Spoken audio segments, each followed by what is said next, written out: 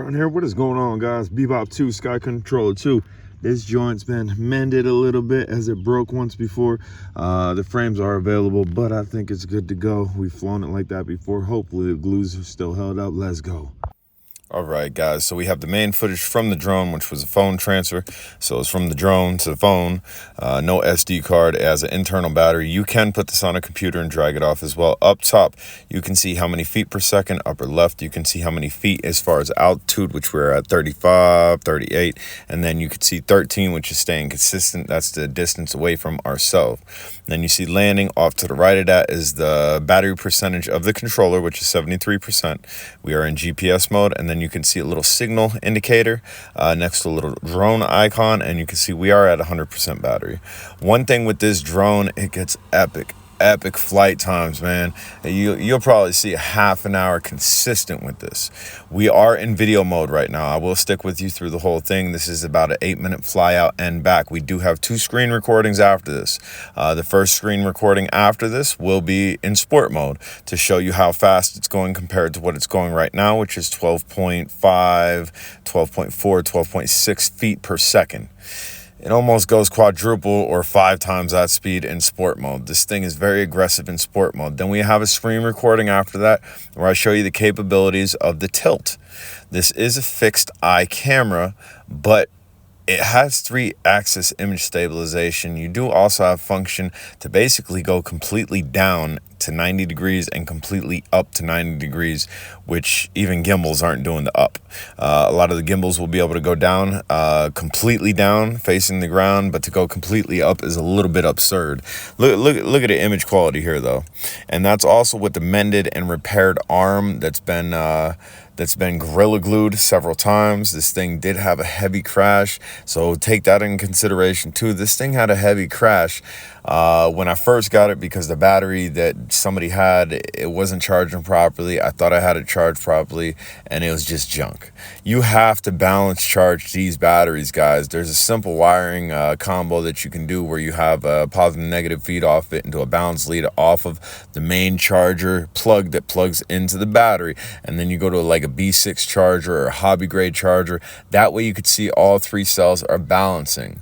If you are going to use the Parrot stock charger, there's a very good possibility it's going to overcharge and undercharge one of the cells or multiple, either way, and then you are going to have a crash type flight, which is what I experienced when I first got this drone, and that's why the arm is mended. Right now, we are out at like 1,568 feet, man. This thing also gets excellent range. You can see the signal off to the right, just to the left of the 97% battery. We got 97% battery after we've flown all the way out this way. This is one thing that it does have over the Parrot Bebop 1. Again, with the Bebop 1, I did a video on that recently, flying it with the Sky Controller. There is a easy battery mod. You grab a 3-cell battery about the size of a Bayang Toys X16's battery, and then you just mod the connection to plug directly into it. You get great flight time. You're not going to get a half an hour flight time, but you'll probably get about 15, maybe 16, 17 minute flight time versus the stock batteries, which really only got 7-8 minutes max if you had a great battery, and some people only seen about 5 minutes. So we are on the turnaround here. We didn't turn around yet. Excuse me. We are 2,301 feet out. We are still going out. We will be on the turnaround here soon. And then we'll have about 4 minutes of this clean footage. I don't know why they didn't make a smaller one of these Bebops. I don't know why they didn't just condense this drone even into a folder, man. A foldable fixed eye Bebop with the image stabilization, because this also has ARS, which anti-roll stabilization. If this thing were to do a barrel roll in the sky, you would not notice it on the footage at all. Anti-roll stabilization paired with image stabilization paired with a 3-axis digital gimbal-like system in a fixed camera. It's the technology in this drone is absolutely unbelievable. And I believe the Bebop 2 has followed me, just as well as it also has your waypoints where you could send out on a mission and whatnot. these drones were before the time. These drones were before DJI started really getting on top of the market. My first Bebop one I bought in Walmart. I think it's like $100. The Bebop 2 that we're flying now, I did buy secondhand on Marketplace, again for about $100. And they did say the battery was not great. You probably could get a new battery. J-Drone knows best, and J-Drone thought he had the battery condition, and I didn't, and I crashed it, which I'm reiterating here for you, and that's why it's glued. But Amazon, I picked up one of these black batteries, and I made sure to make that charger connection. It's very simple. You go on eBay, you order the wire, you strip it down, you put a positive and negative to it, you put a balance lead on it, you make sure to hit that positive and negative onto a B6 charger, make sure to hit that balance lead onto a B6 charger or something of the equivalent, a hobby grade charger that will charge all 3 cells individually, that you can monitor digitally where you can visually see that. That way there's no guesswork. On the original Bebop chargers, you couldn't monitor nothing. You were just plugging it in, waiting for a green light, waiting for it to be done, and hoping. Same thing with the Sky Controller's battery. The Sky Controller's battery is a pretty chunky battery that you do not want to have to replace. That I also have, where I can balance charge it. I have a lead coming off it just as well as a balance. And I have videos on all this stuff, guys.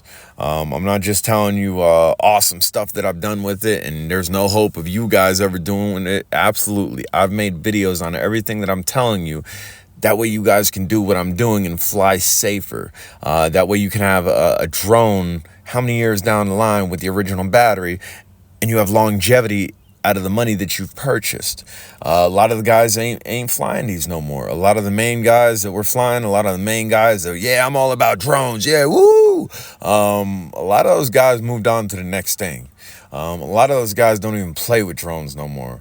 A lot of those guys maybe are still playing with drones, and they're just in the free game still. They're trying to get free drones, and they're flying the junky, everything looks like a DJI folder that's out on the market, and just push because it looks like it must be good and it'll sell well, which I'm sure it does sell well, because grandpa and grandma see little Timmy wants a DJI folder, and boom, I could buy a $30 one that looks like it. Of course they're gonna do that. That's the market. That's the sales pitch of making everything look like everything.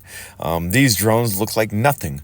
The Parrot Bebop drones look like themselves. They were extremely original. And again, Parrot, where are you guys? I know you had the Anafi. I wasn't too happy with that drone. It was a cool drone, but it just wasn't my cup of tea. Come out with a mini Bebop. Same drone, condense it, have the same image stabilization, have the same anti-roll stabilization, have the 3-axis gimbal-like stabilization on a mini in-bodied camera. You guys already perfected it, and why you did not continue with it is beyond me. Look at this footage, guys. Now, again, we are editing this footage. It's not a direct load. If it was a direct load, drone footage, drone to phone, phone to drone, it'd be a lot better. Not to say it's going to be terrible or anything, but I guarantee it'd be a lot better, just as well as if you plugged it into the computer and you actually got, hypothetically, the raw file and then just uploaded it without dubbing any type of audio over it, without putting it through any type of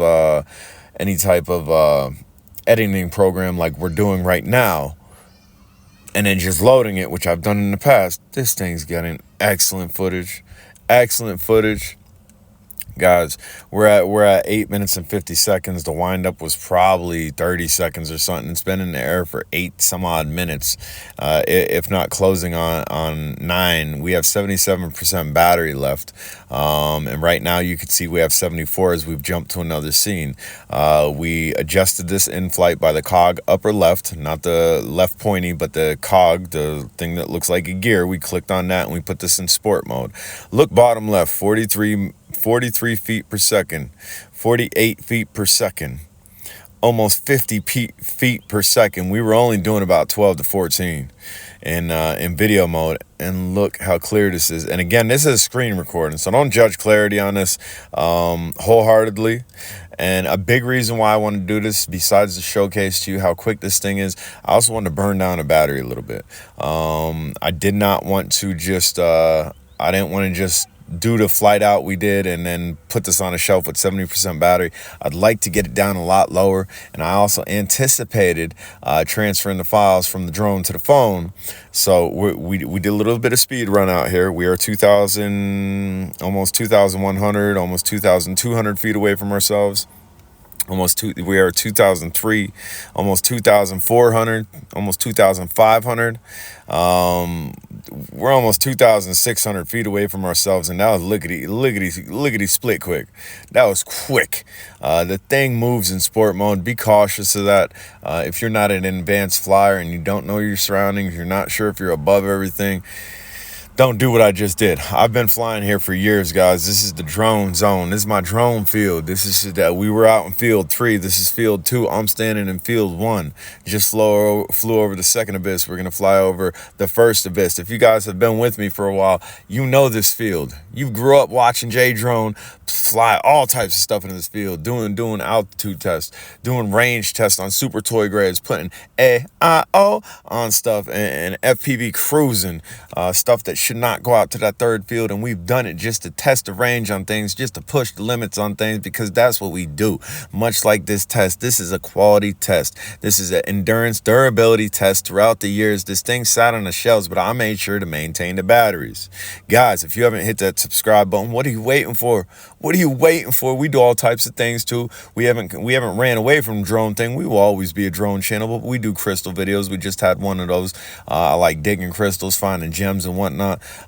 We also do abandoned videos. We do travel videos. We do DIY videos. We do mechanic videos. We do a lot going on here, right here. Check it out. Check it out. Check it out. This is a fixed camera, fixed body camera. We up. We gonna go down. The eye is adjustable, which is mind-blowing. And it's not just kind of adjustable. This thing, I think, goes past 90 degrees. I think right now we're at 90 degrees. I think this thing pivoted back to like 120, maybe even 130, where it's like, look at that. That's ridiculous. Guys, I'm J Drone. If you have not hit that subscribe button, I don't know what you're waiting for. I don't know what you're waiting for. Hit the subscribe button right now. Get in the comments. I'll definitely get back at you. Late.